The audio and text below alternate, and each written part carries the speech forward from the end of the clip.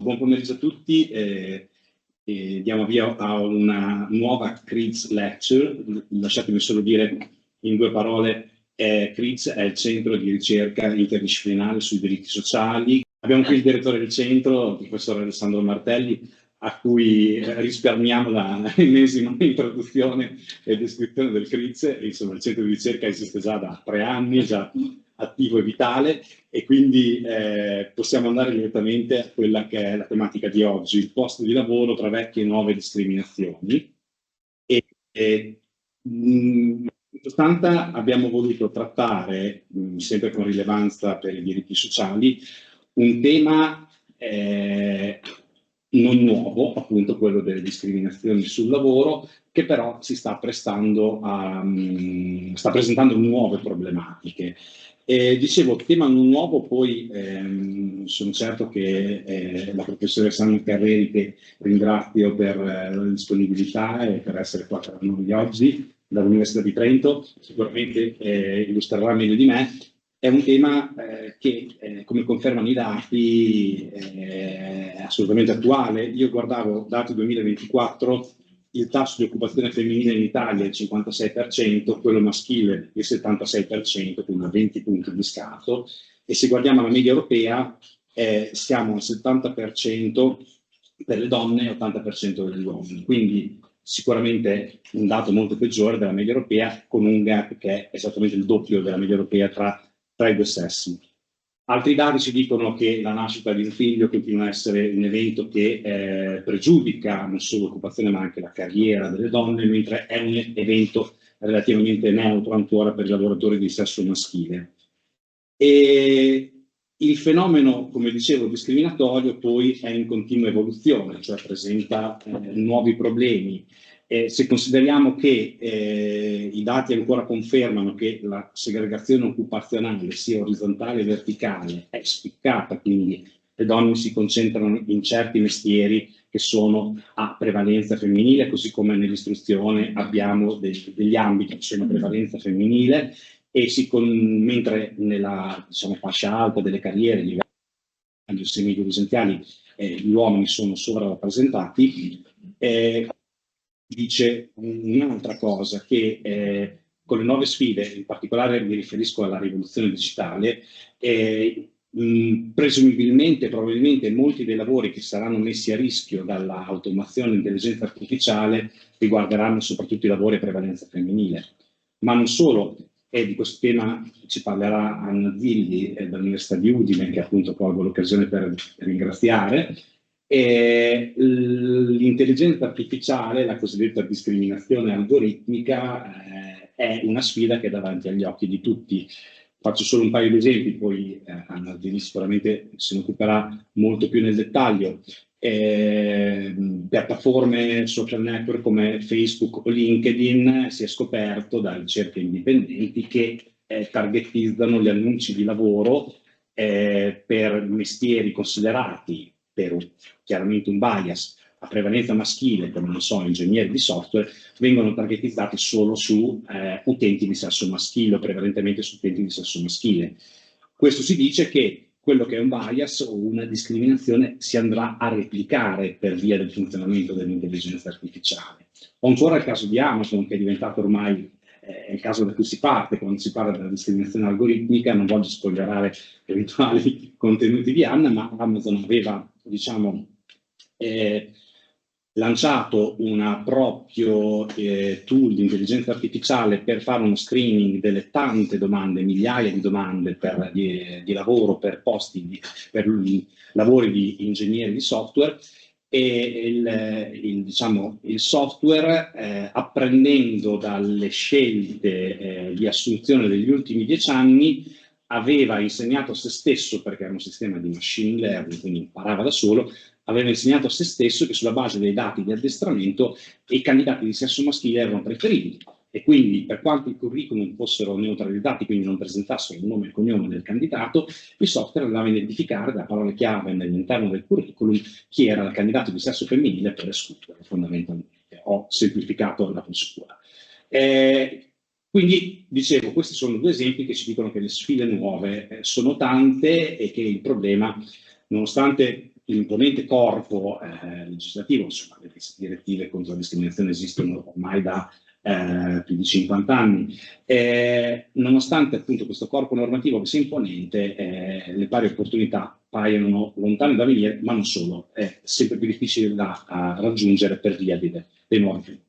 Detto questo, non rubo ulteriore tempo e presento la nostra grandissima terza ospite, che è la professoressa Marina Brollo, a cui sono legato da un vincolo di affetto e riconoscenza, non mi stanco mai di dirlo, perché iniziai la mia carriera proprio all'Università di Udine, dove appunto la professoressa Brollo insegna già, non dico da qualche anno, ma tanti, insomma, e la professoressa Brollo appunto introdurrà il tema, che è uno tra l'altro dei temi principali di ricerca, anche attuale, considerato che è la coordinatrice del PRIN Inspire, che appunto è presente anche in questo evento, che si occupa proprio dell'inclusione delle diversità sul luogo di lavoro. Quindi grazie di nuovo ai nostri relatori e agli ospiti, e direi che possiamo iniziare dando la parola alla professoressa Brollo. Grazie innanzitutto al professor Menegatti, e anch'io mi reputo fortunata di averlo potuto avere come giovane ricercatore in quel di Udine, e soprattutto ci unisce anche il fatto di essere allievi dello stesso maestro, il professor Franco Carinci, che come voi sapete è stato un grandissimo professore dell'Università di Bologna. Ringrazio anche il gruppo di lavoro, il sottogruppo di lavoro di questo Dipartimento di Sociologia e di Diritto dell'Economia e il Centro di Ricerca per questa importante occasione. Colgo questa occasione per inquadrare la cornice di riferimento che ha questo incontro, appunto, che si occupa di vecchie e nuove discriminazioni di giovani e impatto sul posto di lavoro, nel contesto del PRIN che dirigo come PI, ed è un PRIN che è iniziato nel 2022 ed è entrato praticamente nell'ultimo trimestre di operatività. Poi ci sarà tutta la fase di divulgazione scientifica dei risultati. È un PRIN dedicato alle strategie di inclusione attraverso la partecipazione per il benessere organizzativo.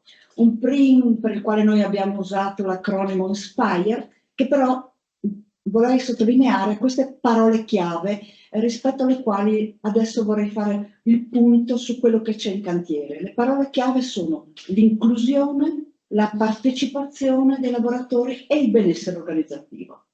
Allora, sono tematiche attuali centrali in modi diversi. Inclusione. Ma inclusione, lo sappiamo, per il diritto è una parola cruciale, e in questo momento in ambito politico e culturale sta alimentando forti resistenze, sembra quasi un tema fuori moda. Diciamo che con l'uragano Trump, che mostra il lato scuro dell'America, non c'è alcun dubbio che sta emergendo una sorta di nuovo ordine simbolico, in cui, parlando proprio da giurista che guarda i dati dell'economia, sembra quasi che si voglia proclamare la preminenza di una legge del dominio, in cui dominio, parlando appunto di questioni di genere, c'è anche il dominio maschile.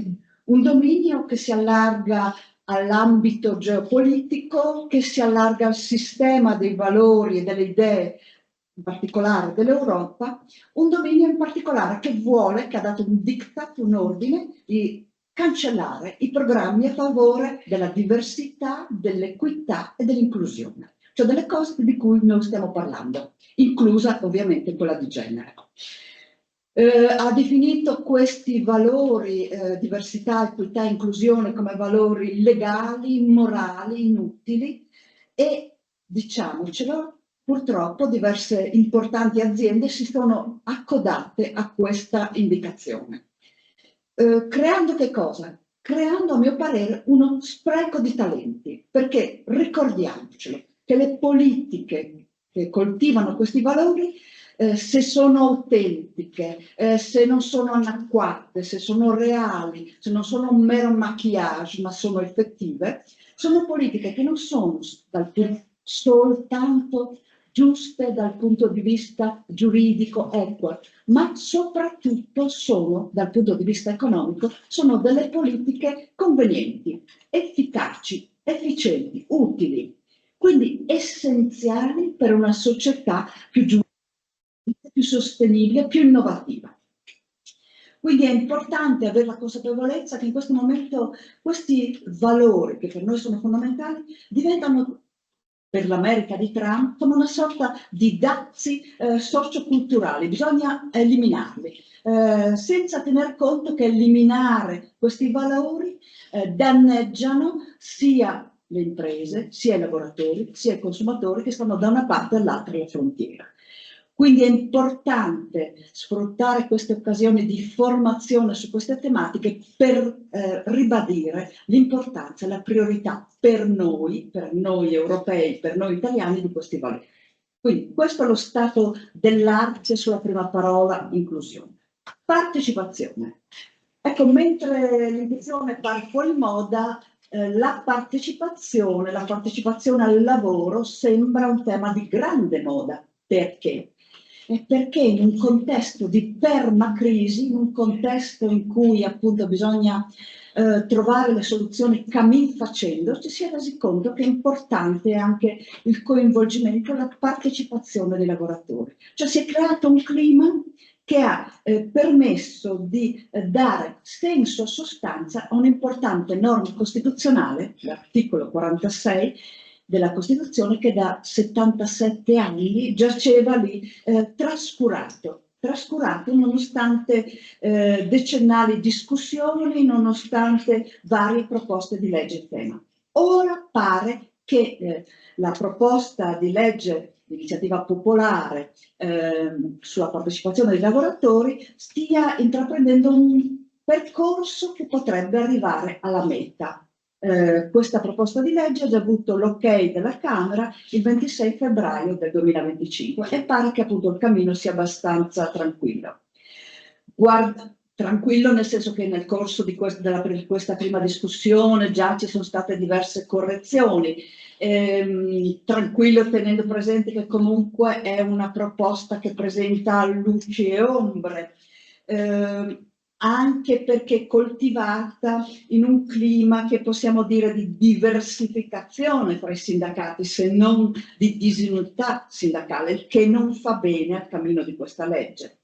Ma quello che voglio segnalare in questo momento è che, a mio parere, la principale criticità è che questa legge consegna la scelta della partecipazione dei lavoratori per lo più alla scelta del datore, tenendo sullo sfondo la contrattazione collettiva, e questa è un po' una forzatura.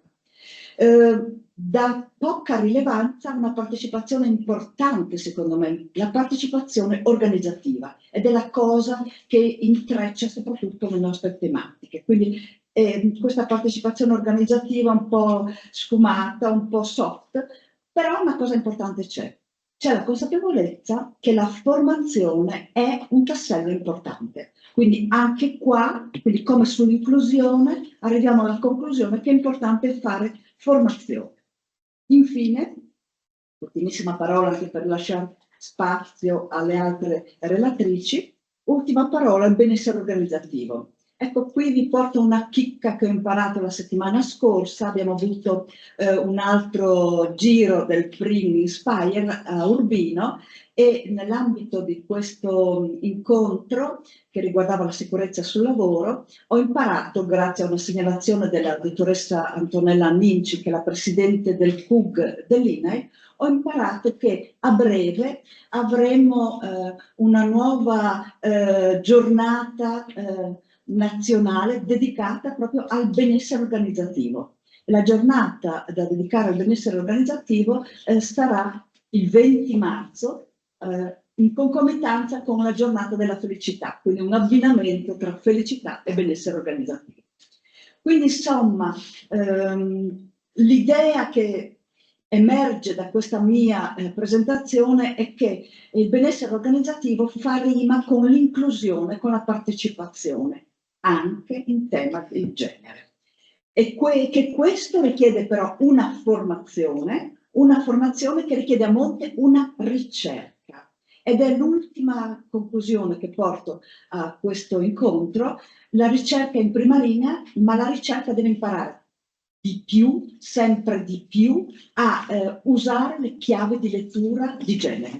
Quindi noi come studiosi, come scienziati, dobbiamo imparare a guardare tutte le tematiche con gli occhiali della prospettiva di genere. Ed è in quest'ottica che io ascolterò con grande piacere le prossime relazioni. Grazie.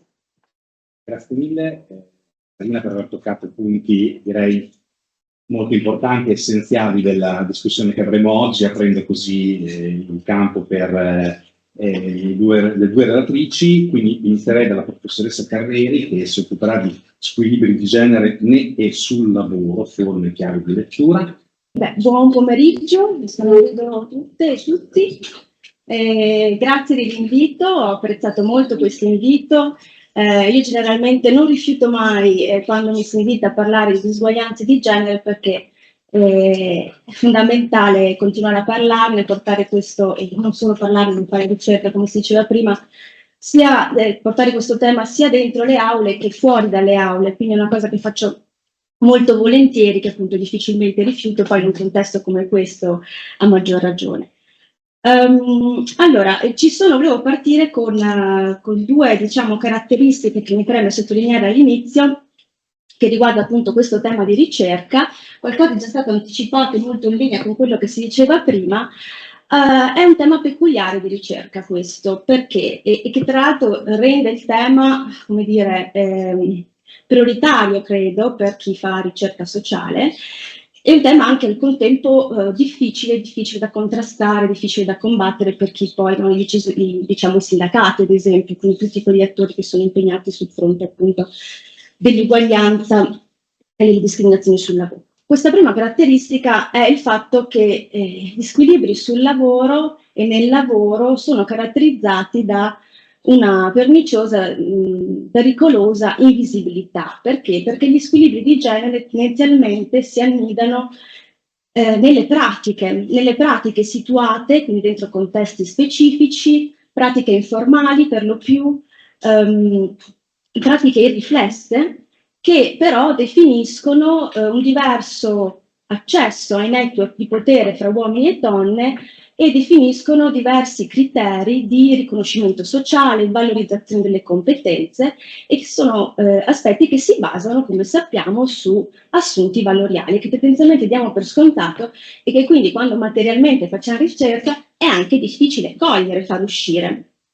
Inoltre, anche dal punto di vista quantitativo, diciamo che questo tema è stato sempre caratterizzato negli anni da una difficoltà a raccogliere proprio materialmente i dati. Questo è importante perché ci pone davanti la questione no data, no problem, no policy.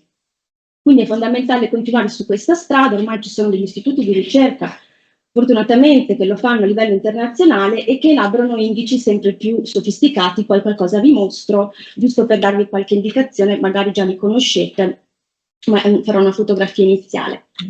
Altra caratteristica di questo tema di ricerca è che è un tema accompagnato da fenomeni di resistenza sociale da parte di uomini, da parte di donne, nel riconoscere l'esistenza di questo fenomeno. Paradossalmente, mi verrebbe da dire. Ci sono, quantomeno, a mio avviso, diciamo, due trend diversi che ricostruisco molto velocemente, che poi non è il mio ambito, però è importante porlo all'inizio. Un primo trend che io riscontro tendenzialmente anche a lezione con i miei studenti, le mie studentesse, ovvero mi dicono: vabbè, ma il percorso verso la parità è già avviato da un pezzo, è già avviato, per cui è irreversibile, è lineare, è irreversibile, quindi non c'è bisogno di intervenire. Perché ci dicono questo? Da un lato c'è un po' diciamo quella che viene chiamata la fallacia della massa critica, cioè l'idea che la credenza secondo cui una volta raggiunta l'equilibrio numerico nella composizione della forza lavoro, gli squilibri sarebbero venuti meno. Ovviamente questo è fallace, lo sappiamo benissimo perché è sotto gli occhi di tutti, per fortuna abbiamo i dati che ce lo dicono. Anche laddove i settori sono femminilizzati, persistono o diciamo si creano, si producono forme anche nuove, nuove, vecchie di discriminazione, la segregazione verticale, il gender pay gap. Penso ad esempio alla sanità. La sanità è altamente femminilizzata e lì scopriamo che però da poco scopriamo, perché finalmente cominciamo a avere i dati, che c'è un problema di segregazione verticale molto forte e anche di gender pay gap. E quando lo dico ai miei studenti, insegno agli infermieri, loro restano basiti, dicono ma no, è impossibile, non è vero. E quindi questo è un punto importante di questo tema. Altra credenza che ho sentito e che insomma rileviamo nelle ricerche è che sia una questione di tempo, ovvero la situazione attuale riflette un'ingiustizia del passato, ormai però con l'ingresso delle nuove generazioni le cose cambieranno, quindi basta aspettare, questa è l'idea. Quindi da un lato abbiamo, come dire, la percezione che il percorso va da sé, è lineare, non c'è bisogno di fare nulla. Dall'altro, paradossalmente, come si diceva poco fa, ci sono forme di resistenza esplicita, sorprendentemente esplicita, di contrasto al cambiamento in atto. Penso anch'io, non si può appunto non pensare all'amministrazione Trump e a quello che poi porterà, no? Quindi alla chiusura dei programmi DEI, diversity, equality, inclusion, come si diceva prima, non solo negli Stati Uniti, ma anche nelle agenzie federali, ma anche appunto poi da qui alcune grandi multinazionali hanno chiuso o ridotto drasticamente i programmi DEI, come da annullare il problema. C'è anche una lista di parole che non si possono utilizzare, quindi è proprio l'idea di annullare il problema, e questo ci pone il primo problema: se noi lo annulliamo non lo registriamo più. Quindi queste considerazioni iniziali sono volte a, diciamo, a invitarci tutti a appunto utilizzare una lente di genere nel momento in cui si fa ricerca, che in un'ottica di, in qualche modo, io sono sociologa, in un'ottica della sociologia pubblica, no? In un'ottica trasformativa. La sociologia del lavoro nasce in Italia, peraltro, con un forte spirito trasformativo. Bene, fatta questa premessa, che però per me era doverosa, di che cosa vi parlerò? Il mio intervento sarà con un taglio in parte divulgativo, quindi non approfondirò nello specifico alcune forme del gap di genere, poi so che chi mi seguirà lo farà. Il mio intento è quello invece di restituirvi un po' la complessità di come la sociologia legge, con quali lenti, legge e studia il fenomeno della disparità di genere nel lavoro. Quindi partirò appunto a raccontare perché parlare ancora di disuguaglianze di genere oggi, quali forme principali della disparità di genere troviamo e quali sono le chiavi di lettura. Allora, perché parlare ancora di disuguaglianze di genere nel lavoro? Allora, non so se sapete, e se non lo sapete andate immediatamente a recuperare questo dato, viene stilato ogni anno un calendario della parità di genere, ovvero, in pratica questo istituto di ricerca, che poi è il World Economic Forum, stima ogni anno quanti anni ci vorranno in media a livello globale per raggiungere la parità di genere, ammesso che le condizioni non cambino da qui in avanti, cosa chiaramente impossibile. Però ci dà un'idea questo dato, perché lo possiamo confrontare con gli anni precedenti e possiamo anche fare un raffronto comparativo con gli altri paesi. Quindi comunque un dato che ci dice qualcosa. Allora, ultimi dati, il Global Gender Gap Report ci dice che le donne dovranno attendere all'incirca un periodo di 134 anni per colmare il divario di genere in media tra i paesi, ammesso che le condizioni non cambino, e stanno già cambiando, come abbiamo appena detto. Un focus sull'Italia. Allora, vediamo se vedete, se io faccio così, sì. Allora, questo è l'indice complessivo, Global Gender Gap Index, che è in percentuale, noi abbiamo il 70%, 100% dovrebbe dire la parità di genere. Quello che è interessante osservare è il ranking e è interessante raffrontarlo con gli altri anni, con gli anni precedenti. Allora, questa slide, tra l'altro, la propongo sempre a lezione e ogni anno sono sempre più disillusa perché questo ranking peggiora. Quindi anche quest'anno mi tocca dire che siamo peggiorati rispetto all'anno precedente. Vedete, noi siamo 87esimi su 146 paesi, l'anno precedente avevamo questa posizione, 79esimi. Questo è l'indice complessivo che tiene conto di 4 dimensioni, che sono quelle che vedete qui sotto, quindi quella che ci interessa a noi oggi, Economic Participation and Opportunity, quindi la dimensione del lavoro, la dimensione economica, la dimensione dell'educazione, dell'istruzione, meglio, la dimensione della salute e quella politica, della partecipazione politica. Quella del lavoro, ed è su questo che voglio porre la vostra attenzione, è la peggiore. Se guardiamo il ranking, noi passiamo, per quanto riguarda questa sola dimensione, dall'anno scorso, cioè dall'anno precedente, più che l'anno scorso, dal 104° posto al 111°. Ed è, diciamo, noi abbiamo una performance peggiore, cioè gli squilibri di genere sono maggiori, proprio in questa dimensione, la dimensione del lavoro, molto di più rispetto alle altre dimensioni.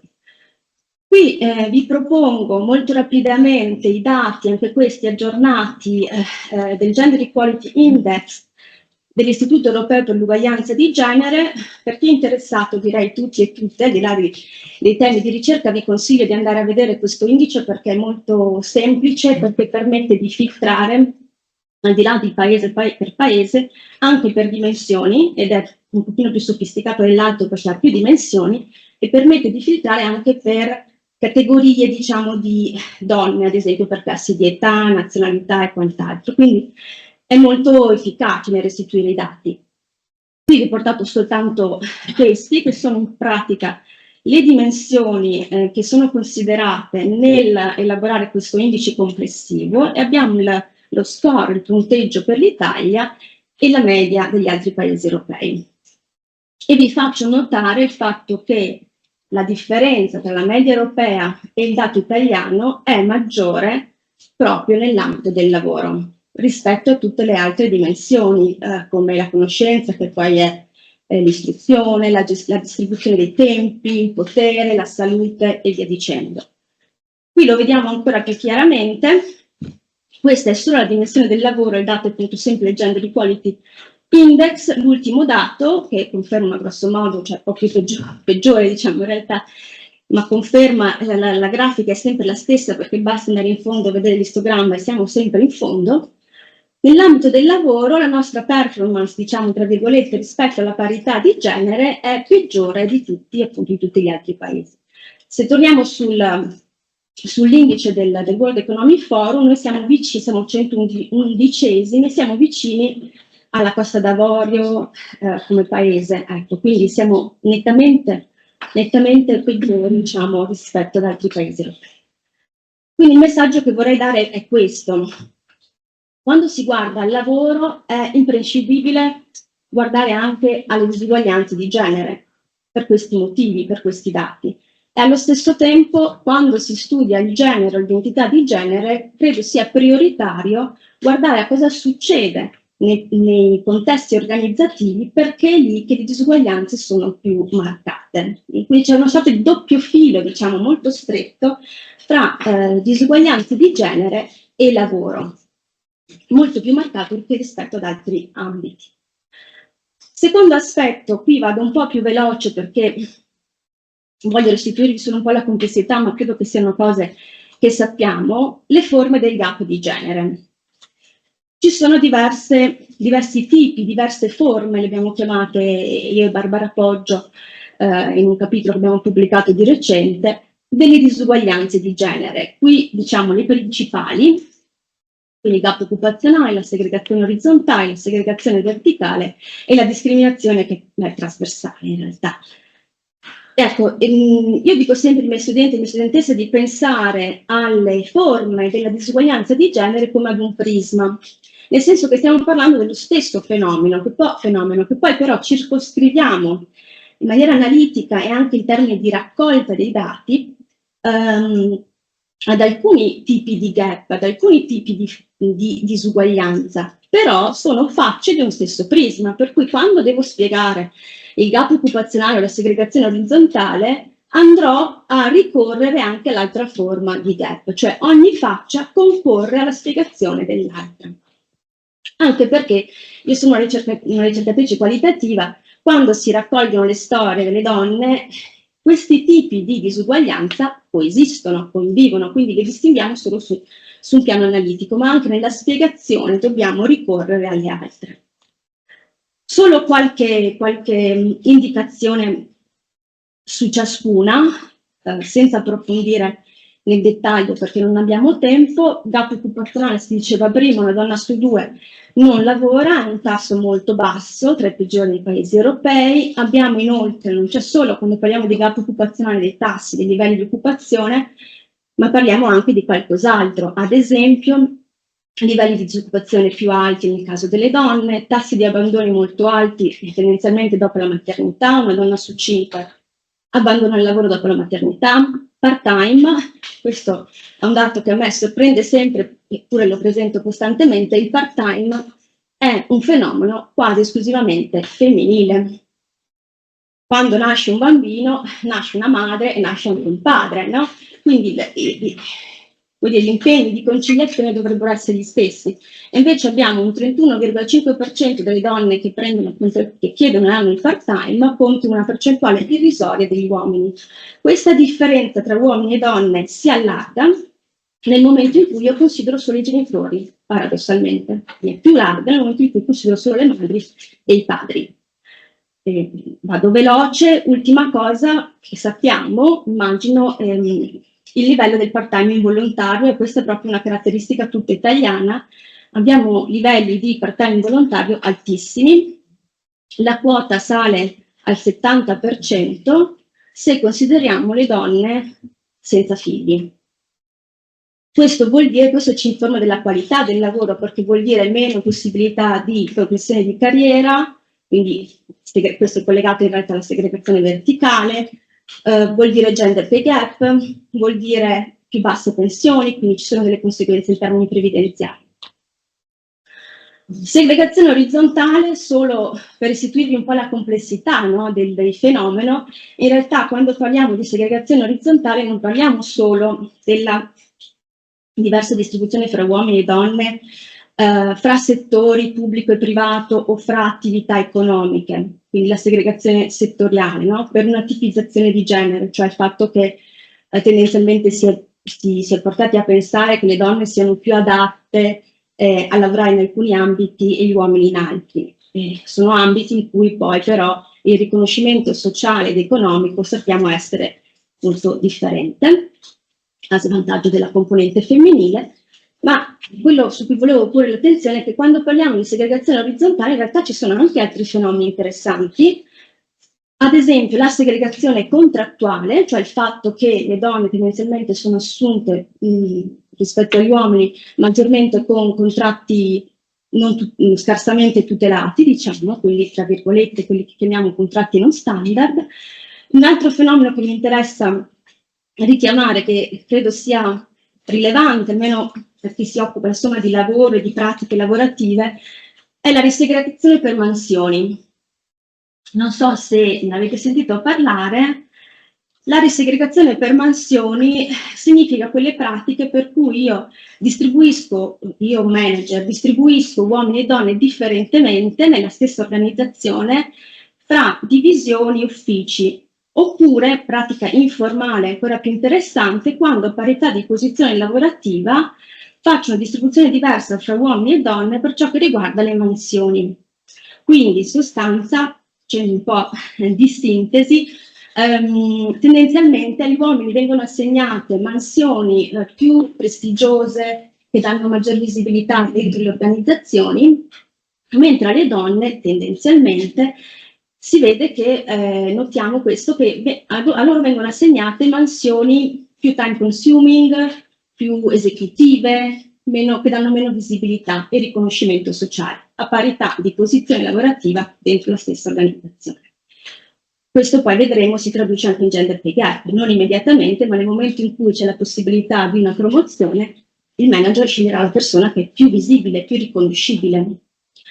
Segregazione formativa, eccetera. Modo veloce perché non voglio rubare tempo alla relatrice che mi seguirà. Segregazione verticale, sappiamo tutti cos'è, solo qui volevo ricordare non esiste solo il fenomeno del soffitto di cristallo, ma si parla anche di meccanismi che trattengono verso il basso della gerarchia sociale si parla di sticky floors, di pavimenti appiccicosi, o di glass door negli ambiti più competitivi, come il nostro, come quello accademico. È stato studiato che c'è una glass door per cui difficilmente le donne riescono ad entrare nelle prime posizioni tenure track rispetto agli uomini. Poi vedremo cosa succederà con la riforma in corso.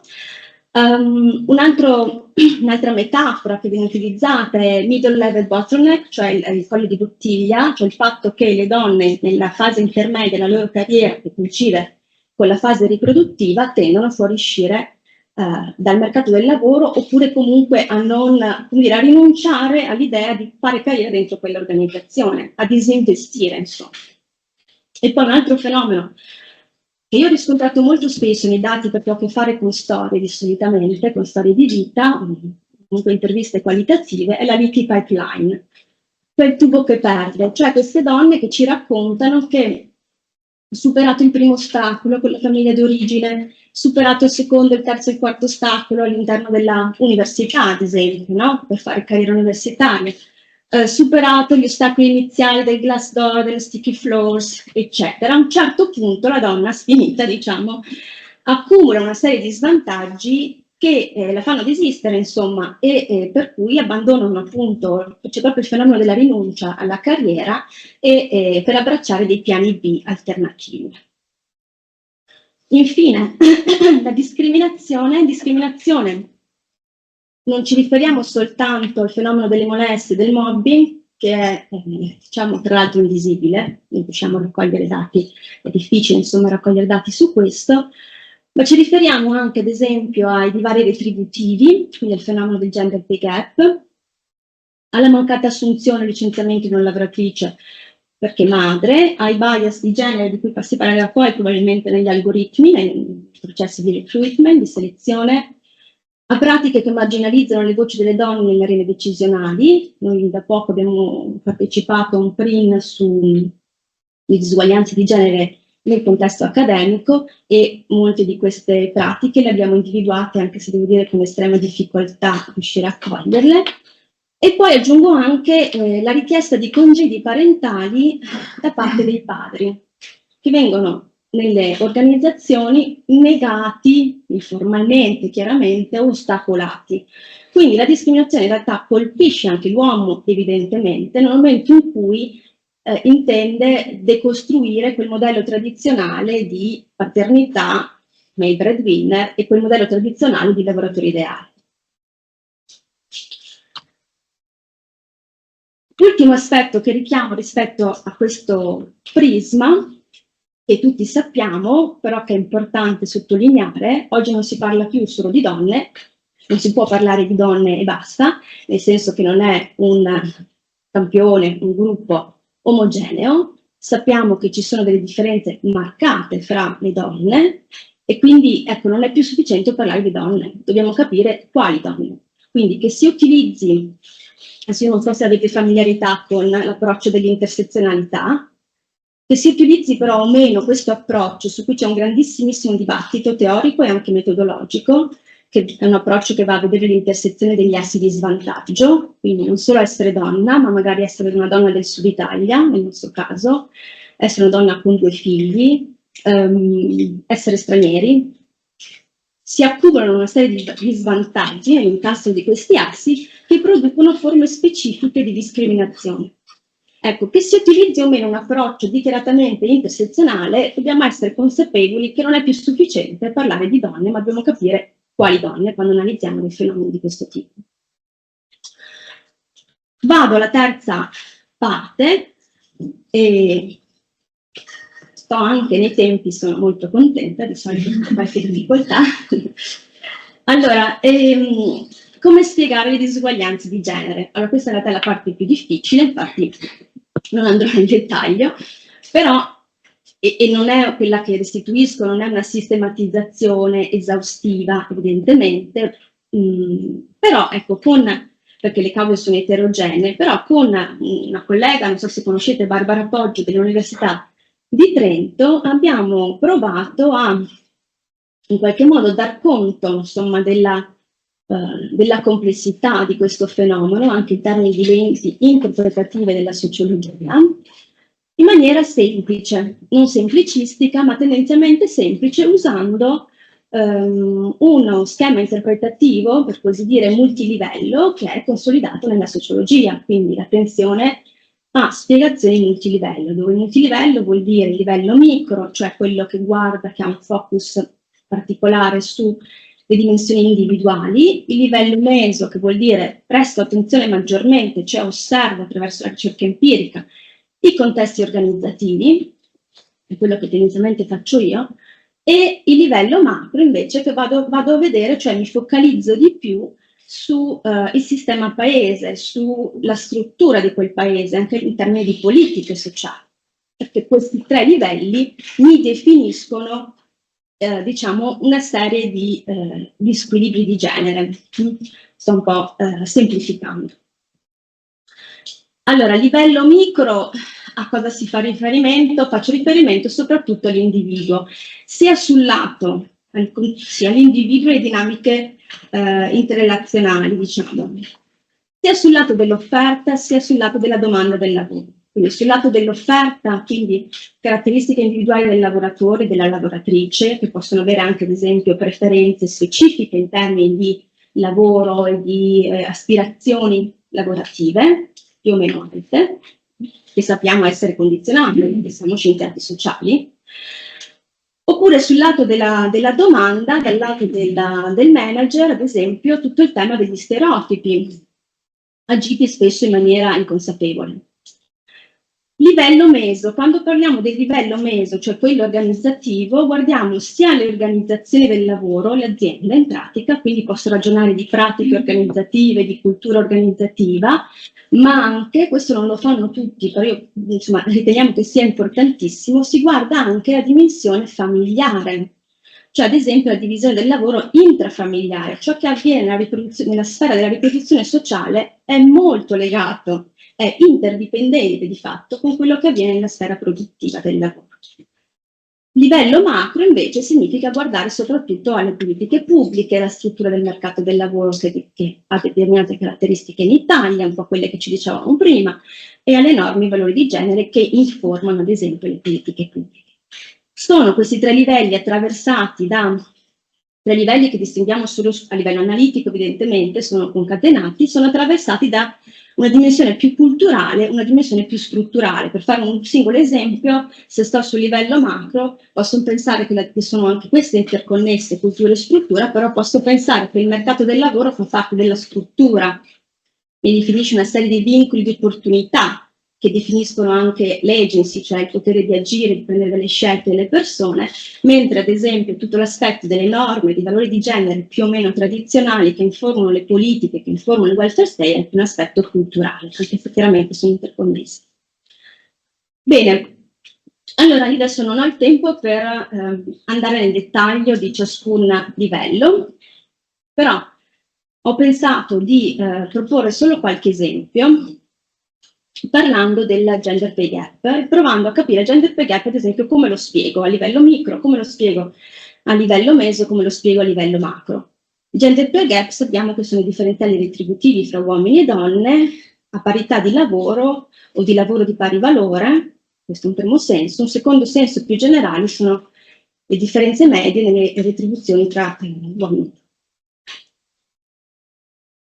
Allora, una prima spiegazione che si dà, ad esempio, è legata appunto a quella che voi vedete, la terza, autopromozione e negoziazione, cioè il fatto che le donne, gli studi ci dicono che le donne tendono ad avere una minor propensione all'autopromozione e a proporsi per un aumento di stipendio, a farsi avanti, in buona sostanza, hanno una percezione di sé di persone che non sono capaci di negoziare, perché tendenzialmente si sottostimano le proprie abilità e le proprie competenze fatte durante il percorso lavorativo, no? Accumulate durante il percorso lavorativo.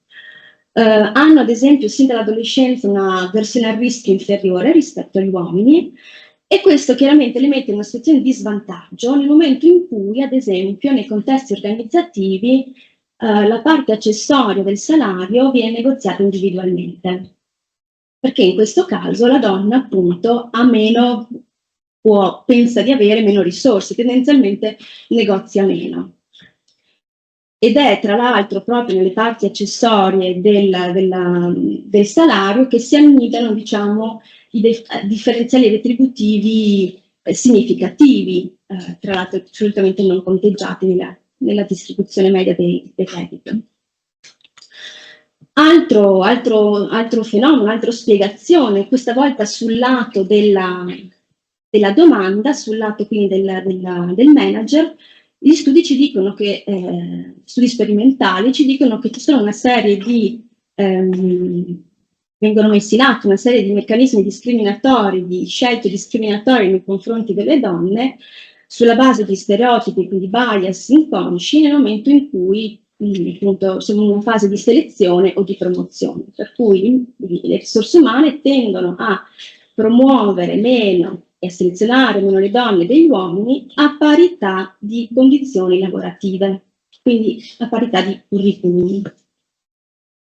Spiegazioni meso, quindi organizzative, c'è tutto il tema ad esempio della cultura organizzativa, non posso aprire questo cappello, però qui troviamo le pratiche informali, la risegregazione delle mansioni che dicevo prima, il tema del modello maschile di lavoratore ideale, un modello di lavoratore ideale che è implicitamente maschile, tradizionalmente maschile, nel senso che è quello che definisce una traiettoria di carriera lineare, senza interruzioni, di una persona che resta al lavoro fino a tardi, che non ha carichi di cura, che è disposto a investire il proprio tempo al di fuori dell'azienda, eccetera. Allora, ad esempio, per appunto spiegare il gender pay gap in maniera un attimo più dettagliata, ad esempio quando ci sono appunto gli accordi integrativi di secondo livello, quindi aziendali, nel momento in cui i premi di produttività, ad esempio, vengono legati al tempo speso in azienda, al face time, ecco che si introduce inconsapevolmente un fattore discriminatorio, perché tendenzialmente le donne sono la forza lavoro che più utilizza invece la flessibilità oraria.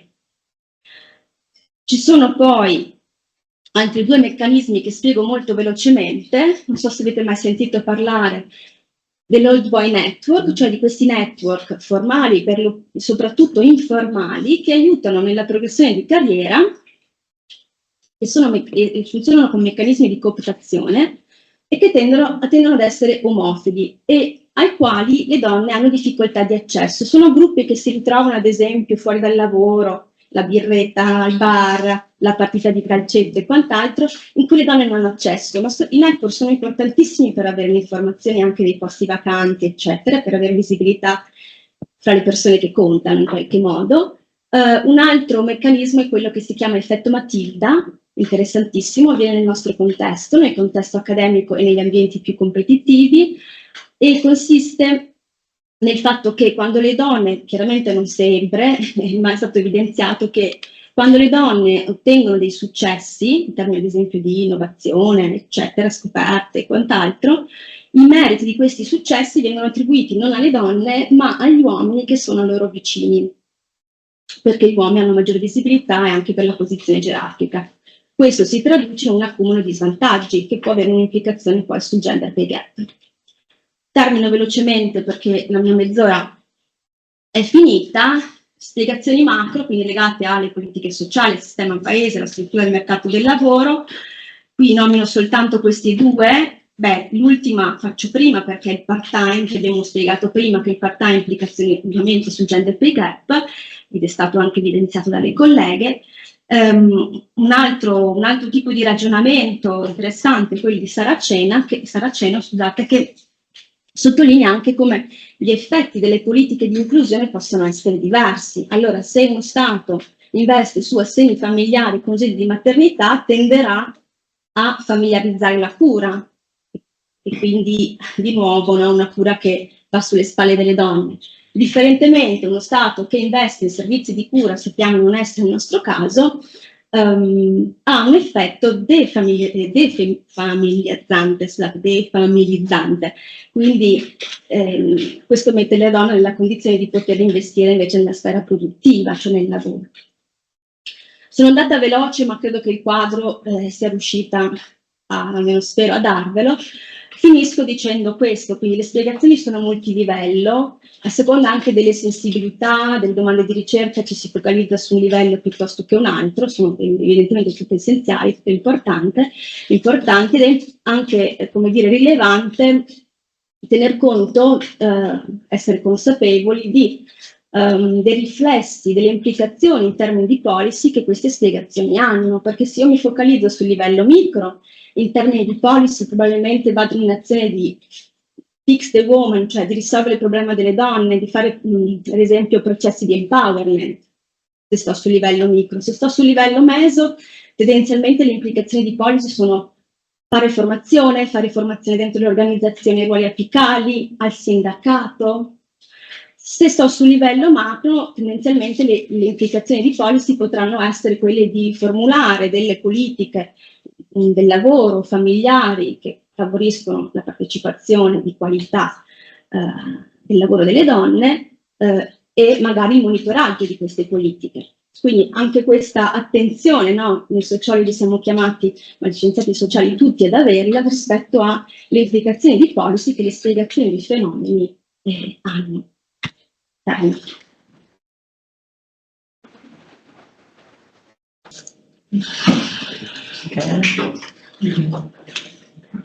Allora, innanzitutto i ringraziamenti non formali per questa ospitalità, sono onoratissima, venire a Bologna è sempre un grande momento, un grande passaggio, per cui cercherò di essere pertinente, di essere adeguata rispetto a questo tema che mi occupa da qualche tempo. Vorrei condividere con voi questo percorso. Farò il percorso del diritto, quindi dove ci interroghiamo su questi temi. Farò il percorso del lavoro, per andare a vedere dove si annidano queste discriminazioni di genere così reali rispetto all'intelligenza artificiale. Farò poi il percorso delle organizzazioni, per vedere che cosa si è tentato di fare. E credo sbatterò la faccia a quel punto sul ruolo dell'intelligenza artificiale pro lavoratore, pro datore. Non mi attardo e vado ad iniziare esattamente da dove la collega ha, devo dire, davvero brillantemente concluso, e mi fermo solo un attimo per un dato che mi ha sempre molto colpito. C'è una totale convergenza degli studiosi e delle studiose, che poi sono più studiose che studiosi su questi temi, anche questo è molto interessante, c'è una totale convergenza sulla nozione di discriminazione retributiva, cioè tutti abbiamo ben chiaro che c'è questo gender pay gap, poi stabiliamo nella misura, sarà il 13, sarà il 20, questo ce lo diranno gli economisti, gli organizzativisti e ovviamente sociologi e sociologhe, però rimane una percentuale che è stimata nel 7%, che è completamente inspiegabile. A parità di posizione, di anzianità, di ruolo aziendale, di formazione, di numero di figli, di qualsiasi cosa, rimane un gap del 7%, che da altri è stato definito, e io lo trovo perfettamente calzante, il prezzo del pregiudizio. Questo anche perché nel percorso del diritto bisogna usare le pinze. Quando ho nel tempo provato a ricostruire l'idea di parità nel lavoro, ho trovato sin dal Trattato di Versailles, parliamo della fine della Prima Guerra Mondiale, comodamente più di 100 anni fa, ho trovato sempre l'idea della pari retribuzione per un lavoro uguale o ancor meglio di uguale valore.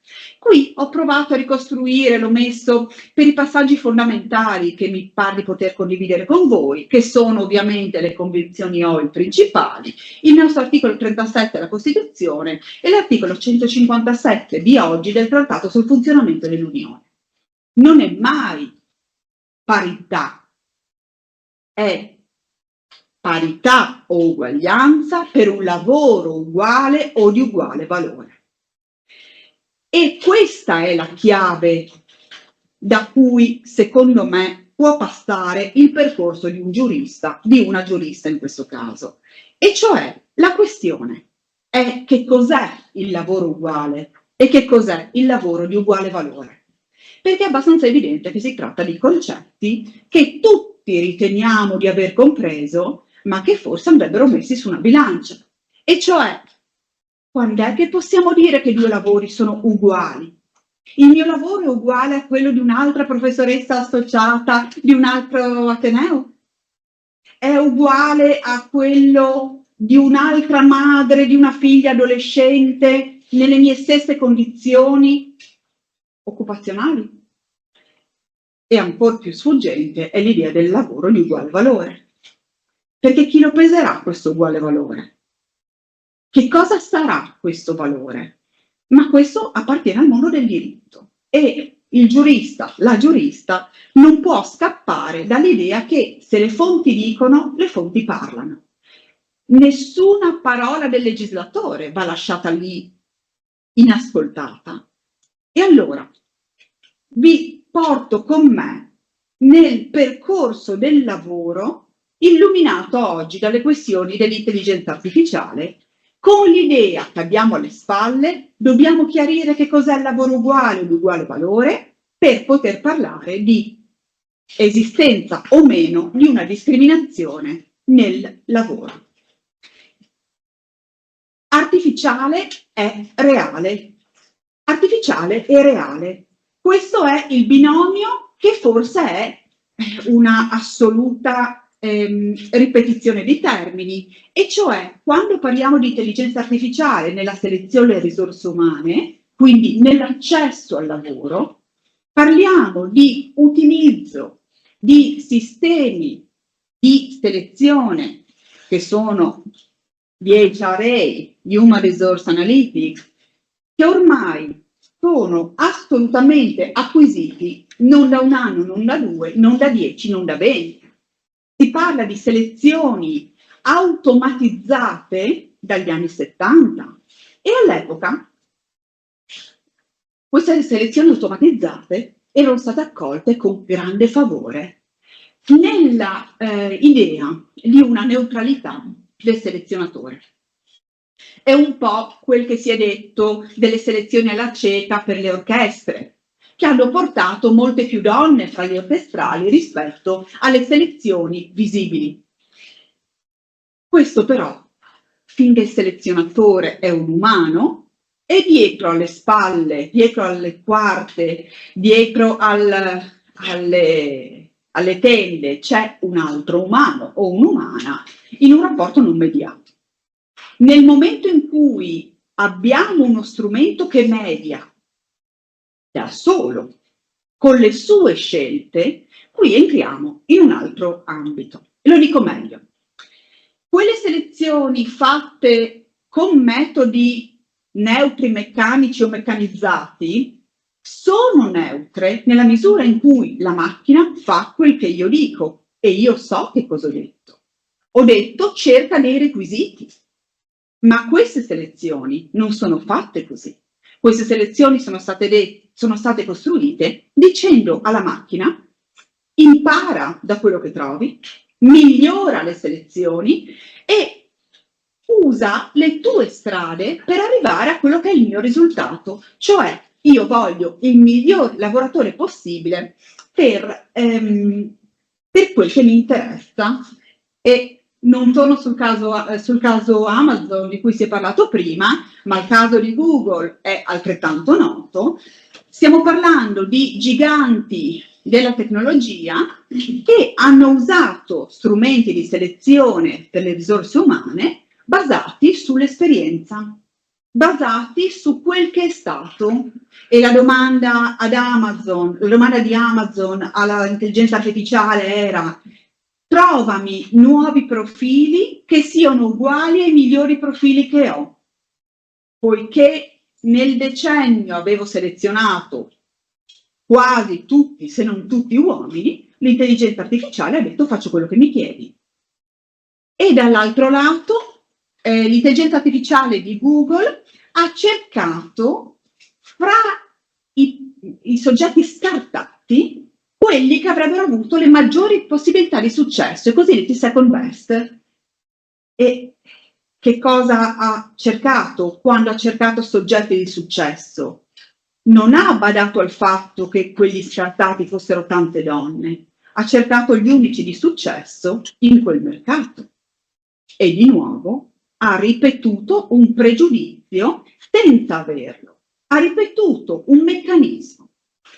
Qui trovate una carrellata delle più note modalità automatizzate di selezione. Io ne ho scritto qualche anno fa, mi riporto a questi temi, a quegli argomenti, senza andare molto nel dettaglio, ma quel che posso dire che accomuna tutte queste modalità è la capacità di imparare da sé, non più eseguire un compito, ma eseguirlo in modo creativo, cercando quel lavoratore, non posso dire quella lavoratrice migliore, perché hanno sempre cercato di ripetere il miglior successo di mercato. Qui, senza rubare nulla alle competenze altrui, però siamo di fronte,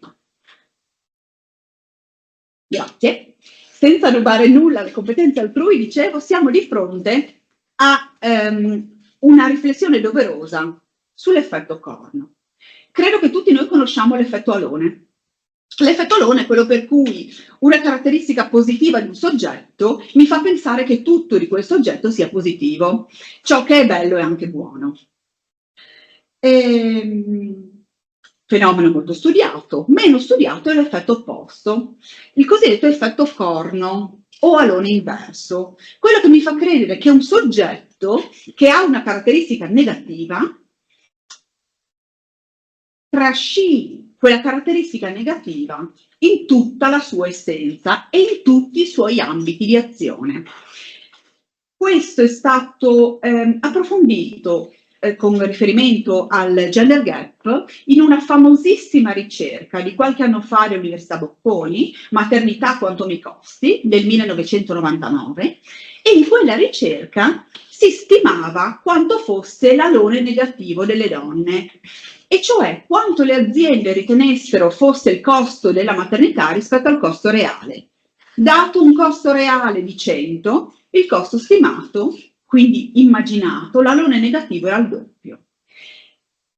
Fa benissimo la collega, di nuovo mi riporto a dire che, ed è verissimo, che la questione occupazionale delle donne senza figli è addirittura peggiore rispetto al part-time delle donne con figli, perché le donne senza figli hanno meno necessità di reddito.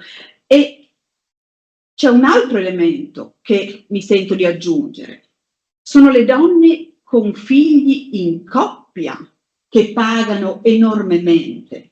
Quelle sono le donne che hanno la condizione lavorativa peggiore. Allora, in questo effetto corno o effetto alone, guardo le colleghe e mi taccio rispetto a una battuta che ho fatto qualche anno fa, quella per cui non è la maternità la tomba del lavoro, ma il matrimonio, o la coppia in generale. Rispetto all'effetto alone c'è un altro alone da considerare. Perché se nel percorso del datore di lavoro, affidatosi alle selezioni dell'intelligenza artificiale, il pericolo è quello di non scovare il talento, abbagliati dalle buone qualità degli altri, quindi lasciando quella qualità negativa, essere donna, poter essere madre delle donne, nella realtà di quello che ormai chiamiamo correntemente il capitalismo delle piattaforme, cioè nella gestione dei rapporti di lavoro, l'effetto alone negativo arriva dai clienti, che sono i peggiori nemici delle donne lavoratrici nei sistemi di rating. Lo si è visto con aziende di trasporto, lo si è visto con aziende di consegne.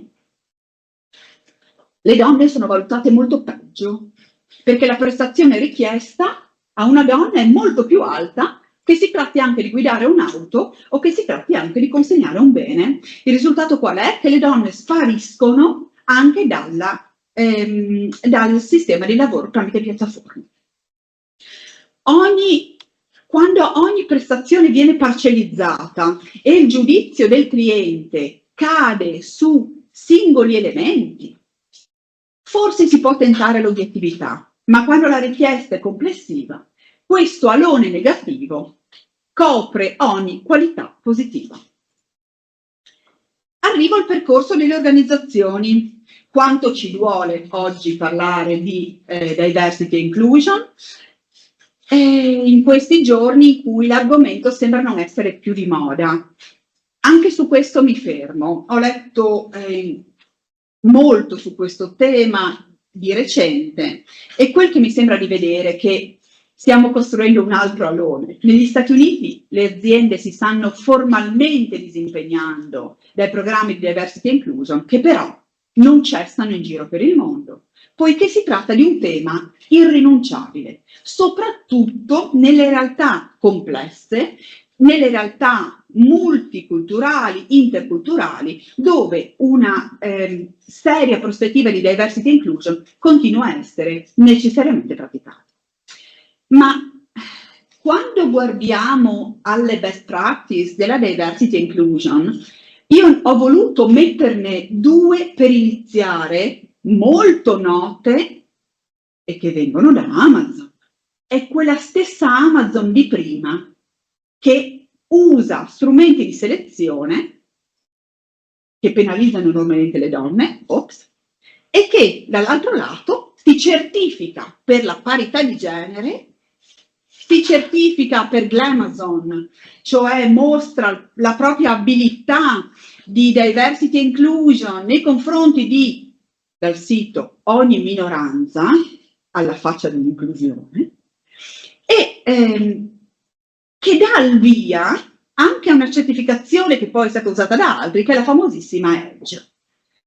Queste certificazioni sono state in qualche misura l'ispiratore, le ispiratrici della nostra certificazione di parità di genere, che è stata introdotta, lo sappiamo, alla fine del 2021, che ha avuto i suoi KPI nel 2022 e che dalla fine del 2022 più o meno ha iniziato il proprio percorso nelle organizzazioni. Per chi si occupa di questa certificazione, sono molte più le ombre delle luci. E questo perché essere certificati positivamente è un esercizio tutto sommato molto facile. Perché il raggiungimento di 6 KPI su 10 consente la certificazione.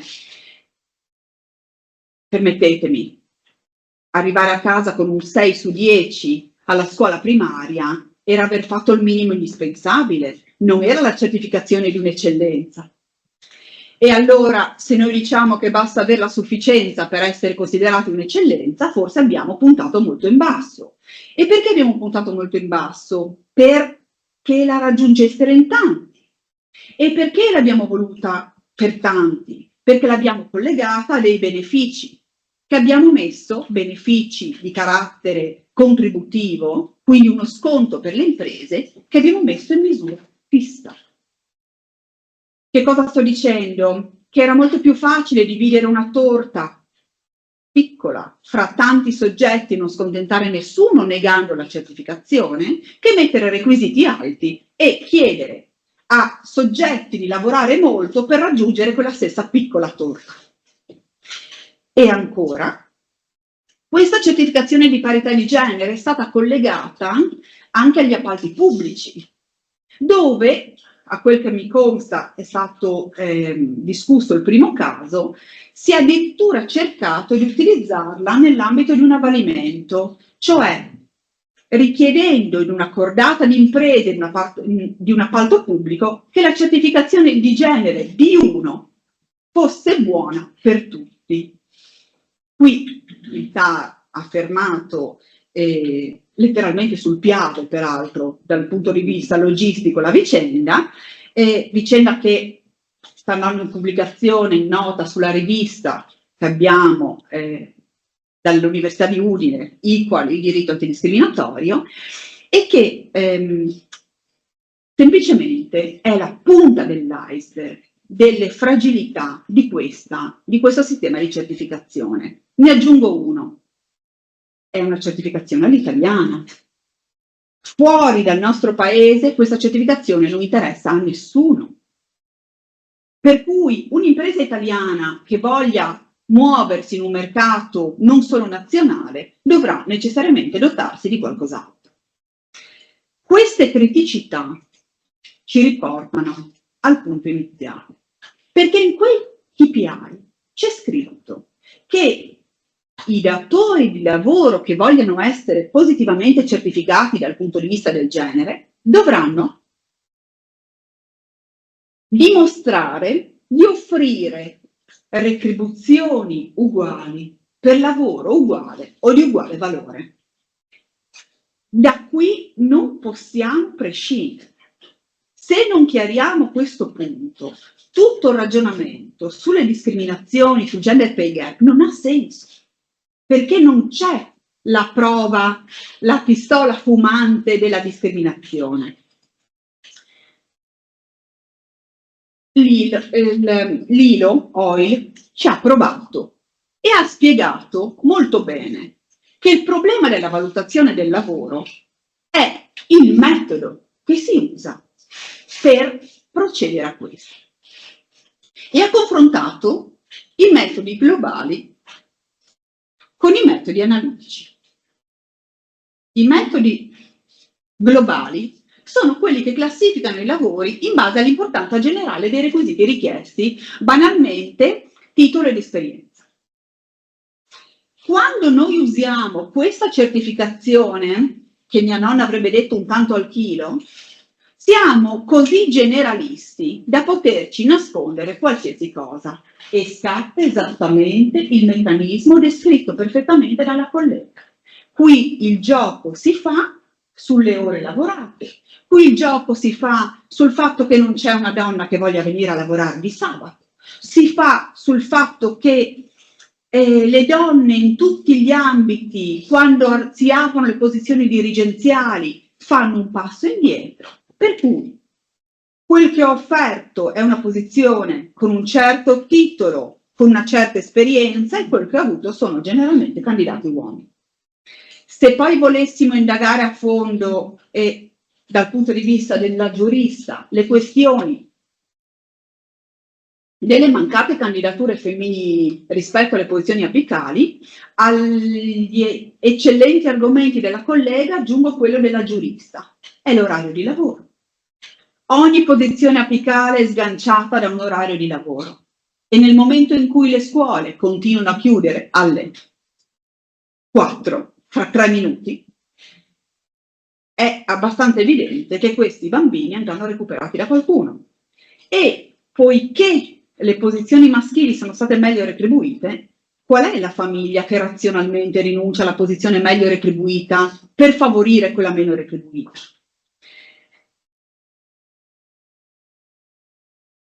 L'obiettivo sarebbe arrivare alla maternità nella posizione meglio retribuita. Questo farebbe cambiare i conti a quella famiglia. Solo una questione economica. Se noi però proviamo i metodi analitici, scomponendo i lavori in componenti e fattori, attribuendo a ognuno di essi un punteggio, le cose possono cambiare. Se noi diciamo quanto vale ogni singola componente, che non è più solo un tanto al chilo, ma è un tanto al grammo, allora io sì posso iniziare a comparare le posizioni. E questi metodi analitici sono unanimemente considerati nelle scienze dell'organizzazione i più efficaci per riuscire a costruire le posizioni in un modo neutro, e la parola neutro ci piace tantissimo. Ci sono vari esperimenti ILO. Sono comparabili le retribuzioni ricevute da uomini e donne impegnati allo svolgimento di lavori diversi, e se li scompongo in tanti piccoli pezzetti, sono comparabili le posizioni dell'addetto alla logistica, prevalentemente uomini, con quello dell'addetta all'amministrazione, che sono prevalentemente donne, per competenze, livello di responsabilità, carico di lavoro. Ce l'ha detto benissimo la Corte di Giustizia nella sentenza Tesco. con la sentenza Tesco non abbiamo più alibi. Le lavoratrici dei supermercati Tesco, 8.000, fanno causa alla datrice di lavoro dicendo che, guarda caso, loro lavoratrici, ma anche qualche uomo che lavora nei negozi, sono statisticamente meno pagate dei colleghi degli uffici, che sì, c'è anche qualche donna, ma principalmente sono uomini. E la Corte che cosa dice? Se la veda il giudice nazionale, che nel frattempo, essendo UK, è scappato dall'Unione, ma se la veda quel giudice nazionale, perché sarà il datore a dovermi dimostrare che quelle lavoratrici non concorrono in ugual misura rispetto ai colleghi dell'amministrazione nel benessere collettivo aziendale. Che cosa fino ad oggi è stato di immenso ostacolo rispetto a quella parcellizzazione? Il fatto che io non so mai qual è il trattamento del mio vicino di banco. Nella busta paga all'italiana, che peraltro è un esercizio complicatissimo, che richiede competenze da superiori almeno a quelle di una professoressa associata, perché io leggo le buste paga ma con grande difficoltà, e quelle buste paga sono di nuovo il diavolo nei dettagli e non comparano niente, e io la posizione del vicino non la scopro mai. Questa scarsa trasparenza, e questo è stato il mio pallino in questi anni, nuoce completamente alle dinamiche del mercato del lavoro, ma solo di una parte, a quelle del mercato del lavoro svantaggiato, che è quello di donne o di tutte le intersezioni. E l'idea che la busta paga sia un bene da proteggere, vediamo se riesco ad andare avanti, cosa ho fatto? Aiuto.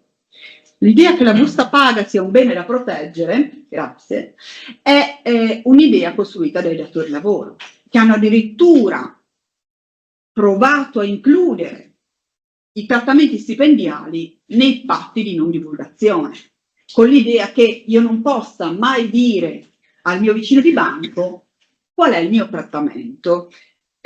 Lo sapevano i latini meglio di noi, divide et impera, e questo ha enormemente agevolato quella segregazione orizzontale, quella segregazione verticale, quel gender pay gap che abbiamo imparato a conoscere. Non è che l'Unione e i legislatori sono stati a guardare. Da almeno gli anni 2000, che vuol dire negli ultimi 25 anni, lo sforzo verso la promozione di strumenti capaci di fare quella parcellizzazione attraverso la trasparenza è stato uno sforzo continuo.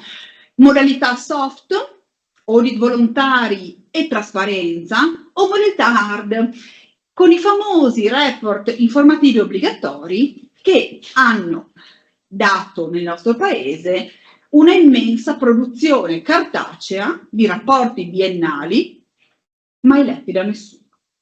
Mai letti da nessuno perché? Perché fino a prima del Covid erano compilati su carta, perché fino a prima del Covid ogni datore poteva fare le proprie aggiunte a penna, e come faccio a comparare delle aggiunte a penna? E poi soprattutto chi avrebbe dovuto leggerli questi rapporti? Che dopo il Covid sono raddoppiati di numero, sono raddoppiati perché abbiamo dimezzato la soglia di attenzione. Dalle imprese sopra i 100, dalle organizzazioni sopra i 100 dipendenti, oggi richiediamo la certificazione, la produzione del rapporto anche alle imprese che occupino almeno 50 dipendenti. Questo raddoppio si accompagna anche a ulteriori passaggi di trasparenza. Non mi fermo molto per ragioni di tempo, però negli ultimi 5 anni abbiamo avuto la direttiva 1152 sulle condizioni di lavoro trasparenti e prevedibili nell'Unione e, regalo recente, la direttiva 970 del 2023 che ha l'intenzione di portare la trasparenza retributiva come strumento per eliminare il divario salariale di genere. Qui mi fermo perché di nuovo la direttiva torna sul lavoro uguale o di uguale valore, ma questa volta ci dice che cos'è e che cosa fa? Prende il metodo analitico dell'ILO. Spezzettate tutto, parcellizzate tutto, usate metodi oggettivi e se la differenza salariale sarà media fra uomini e donne superiore al 5%, quindi ancora meno di quel pregiudizio del 7%, avremo una presunzione di discriminazione salariale. Gli elementi di attribuzione sono tanti, complessi, richiedono un lavoro certosino. E quella direttiva obbligherà i datori di lavoro a una certa laboriosa attività, con portali aziendali e anche obbligherà le istituzioni con la creazione di portali pubblici. Parlo veloce per ragioni esclusivamente di tempo, ma vi trascino nel baratro tecnologico e mi chiedo, chi dovrà leggere tutte queste informazioni? Attenzione, abbiamo già le informazioni dei report obbligatori. Queste nuove, chi se le leggerà? Gli stessi soggetti a cui mandiamo i report obbligatori, cioè gli organismi di parità. Il sindacato dovrà imparare, ma gli organismi di parità dovranno quasi certificare, come già succede loro peraltro con la certificazione di parità di genere.